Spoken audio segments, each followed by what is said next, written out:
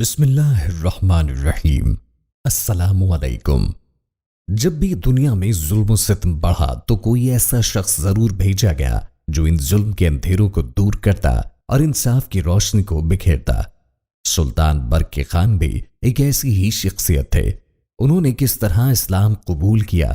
Hulagu Khan سے ان کا کیا رشتہ تھا؟ آخر کیوں وہ ہلاکو خان کے خلاف تلوار اٹھانے پر مجبور ہوئے؟ ناظرین کرام، دنیا کا یہ دستور رہا کہ جب بھی کوئی طاقتور فریق کسی کمزور فریق پر غالب آ جائے تو وہ سب سے پہلے مغلوب قوم پر اپنا مذہب مسلط کرتا ہے۔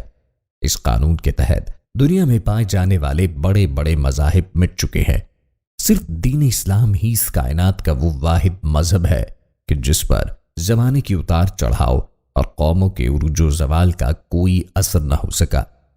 خلفائے راشدین کے ادوار سے لے کر چنگیز خان کی آمد تک مسلمانوں کی حکمرانی تمام دنیا پر قائم تھی۔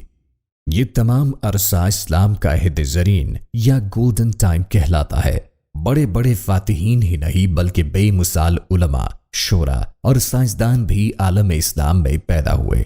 لیکن پھر مسلمانوں نے وہ دور بھی دیکھا کہ جب تاتاری اور منگول افواج بے آب و گیاہ ریگستانوں سے نکل کر مسلمانوں کے ترقی یافتہ شہروں میں داخل ہو گئیں۔ چنگیز خان کی قیادت میں جب منگولوں نے اس دور کی سب سے طاقتور مسلمان حکومت خوارزم کا شیرازہ بھکیر کر رکھ دیا تو پھر مسلمان میں کوئی طاقت ایسی نہ تھی جو بربادی کے اس ریلے کو روک سکتی۔ چنگیز خان کی موت کے بعد اس کا پوتا ہلاکو خان میدان میں نمودار ہوا۔ منگولوں کا یہ قائد اپنی عیسائی محبوبہ دکوس خاتون کے حسن کے زیر اثر اس کے اشاروں پر ناچا کرتا۔ یہ حسین عورت جو دراصل ہلاکو خان کے باپ کی بیوی تھی، ہلاکو نے اس عورت کی حوث کی خاطر اپنے ہی باپ کو زہر کا پیالہ دے کر مار ڈالا تھا۔ دکوس خاتون مسلمانوں سے انتہائی نفرت کیا کرتی تھی۔ اس نے ہلاکو کے حرم میں آنے کے لیے یہ شرط پیش کی کہ اس کا بستر مسلمانوں کی کھال سے آراستہ کیا جائے۔ ہلاکو اپنی بیوی کے کہنے پر خلقت خدا کا بے دریغ قتل کرتا چلا جاتا، یہاں تک کہ تباہی کا یہ طوفان ایران سے گزرتا ہوا مسلمانوں کے سب سے بڑے اور مہذب شہر علم و حکمت کے مرکز بغداد پہ چڑھ دوڑا۔ بغداد پہ قبضہ کرنے کے بعد ہلاکو خان نے عام خون ریزی کا حکم دیا۔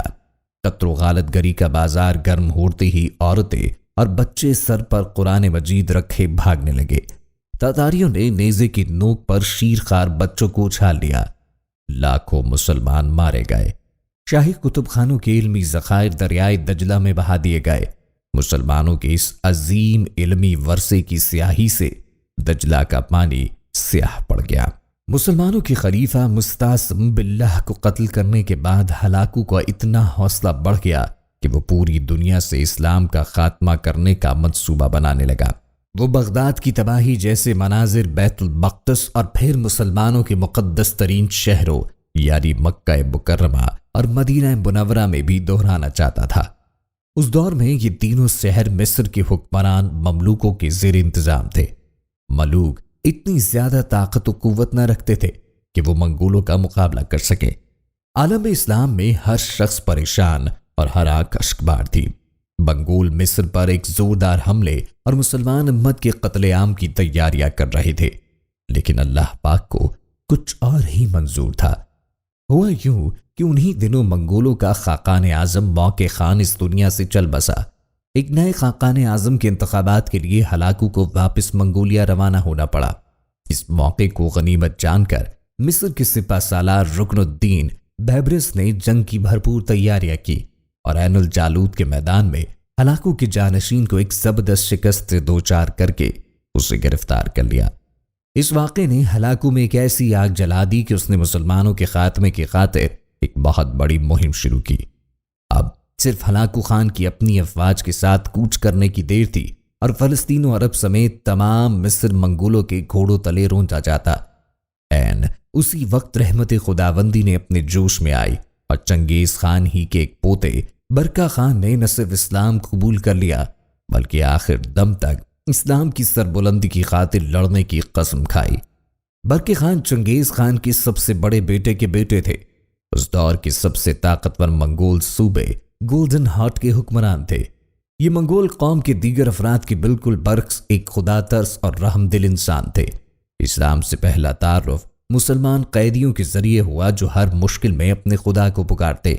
ایک مرتبہ منگولیا سے واپسی پر انہوں نے مسلمانوں کے شہر بخارا میں قیام کیا، جہاں ان کی ملاقات ایک مسلم عالم نجم الدین مختار الزاہدی سے ہوئی۔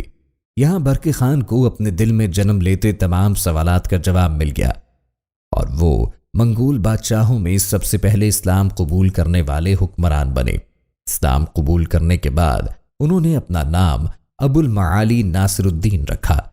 ایسے وقت میں جب ہلاکو خان دین اسلام کو دنیا سے مٹا دینے کے در پہ تھا، اس وقت تمام مسیحی اور صلیبی قوتیں ہلاکو کے ساتھ ہو چکی تھی۔ برقع خان اور اس کی فوج کا اسلام قبول کر لینا کسی معجزے سے کم نہ تھا۔ برقع خان نے اسلام قبول کرنے کے بعد منگولوں کے خاقان اعظم کو ایک خط لکھا، جس میں ہلاکو خان کی سفاکی اور ہلاکت خیزیاں بیان کرنے کے بعد برقع خان نے یہ عہد کیا تھا کہ وہ ہلاکو خان سے مسلمانوں کے خون کے ہر قتلے کا بدلہ لے گا، اور مرتے دم تک اس بات پر قائم بھی رہا۔ برقع خان نے ہلاکو کو مزید کسی مسلمان شہر پر حملہ کرنے نہ دیا۔ 1262 عیسوی میں برقع خان اور ہلاکو خان کے مابین ایک بڑی جنگ لڑی گئی، جسے منگولوں کی پہلی بڑی خانہ جنگی کہا جاتا ہے۔ یہ جنگ کفکار کے چٹانی علاقے میں لڑی گئی تھی، جس کے نتیجے میں ہلاکو خان کی خون آشام طاقت اور دہشت کا خاتمہ ہوا۔ برقع خان کے بھتیجے نے دریائے کرک کے کنارے ہلاکو کی فوجوں کو نیست و نابود کر دیا۔ کچھ دریا میں ڈوب کر مر گئے تو کچھ برقع خان کے مجاہدین کی تلواروں سے۔ اس جنگ میں مسجدوں میں آگ لگانے اور اسلامی سلطنتوں کو اجاڑ کر وہاں صلیب نصب کرنے کے خواب دیکھنے والی ہلاکو خان کی بیوی دکوس خاتون بھی گرفتار ہوئی۔ ہلاکو خان آذربائیجان کے کسی نامعلوم علاقے میں روپوش ہو گیا، لیکن اپنی محبوب بیوی کی گرفتاری نے ہلاکو خان کو ایسا بیمار کیا کہ وہ تھوڑے ہی عرصے میں موت کو گلے لگا گیا۔ برقع خان بھی ہلاکو کی موت کے 1 سال بعد ہی اس جہان فانی سے رخصت ہو گئے، لیکن اپنے جنگی اور اخلاقی کارناموں کے سبب تاریخ میں ایسے انمٹ نقوش چھوڑ گئے جو قیامت تک یاد رکھے جائیں گے۔ برقع خان اپنے چچا زاد بھائی ہلاکو خان کے خلاف تلوار اٹھانے کے حق میں نہ تھے۔ وہ منگول اتحاد پر یقین رکھتے تھے، لیکن آپ نے اپنے دین اور اس کی اہمیت کی خاطر اپنے خاندان کے خلاف بھی تلوار اٹھانے سے گریز نہ کیا۔